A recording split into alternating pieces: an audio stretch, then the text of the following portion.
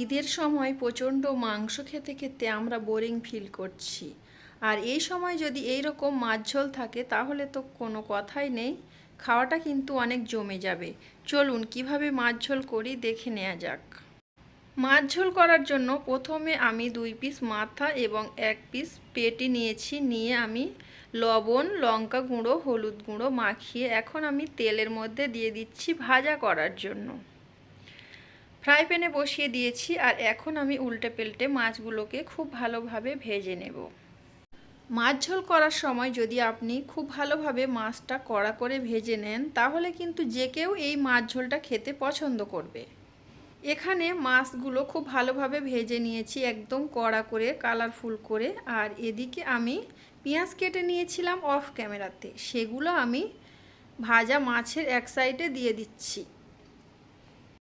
মাছগুলো সাইড করে এখন আমি এক সাইডে পেঁয়াজগুলো ভেজে নিচ্ছি খুব ভালোভাবে।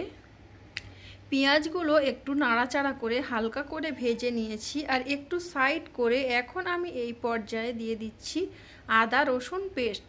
একসঙ্গে পেস্ট করা ছিল, এটা আমি দিয়ে দিচ্ছি। দিয়ে আমি খুব ভালোভাবে এই মশলাটা কষিয়ে নিচ্ছি।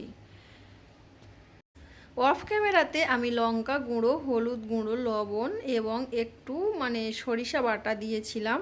তো সব কিছু দিয়ে আমি খুব ভালোভাবে মশলাটা কষিয়ে নিয়েছি।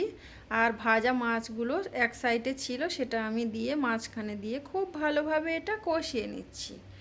দেখতেই পাচ্ছেন কত সুন্দর করে এটা কষিয়ে নিয়েছি। আর কষানোর মধ্যে আমি এখন পানি দিয়েছি, খুব বেশি পানি দিইনি, অল্প করে পানি দিয়েছি। মাছ ঝোলটা কিন্তু একটু গ্রেভি গ্রেভি হলে কিন্তু খেতে খুব ভালো লাগে, তার জন্য এভাবে করে আজকে মাছ ঝোল বানানো হচ্ছে। পানিটা দিয়ে আমি কিছুক্ষণ ফুটিয়ে নেব। দেখতেই পাচ্ছেন এখানে বলক চলে এসেছে আর ফুটে উঠেছে। এই পর্যায়ে আমি খুব ভালোভাবে এটা নেড়ে চেড়ে দিচ্ছি। মাছ ঝোলটা কমপ্লিট হয়ে গিয়েছে, আমি সার্ভিং ডিশে পরিবেশন করে আপনাদেরকে দেখাচ্ছি ফাইনাল লুকটা কেমন হয়েছে অবশ্যই জানাবেন।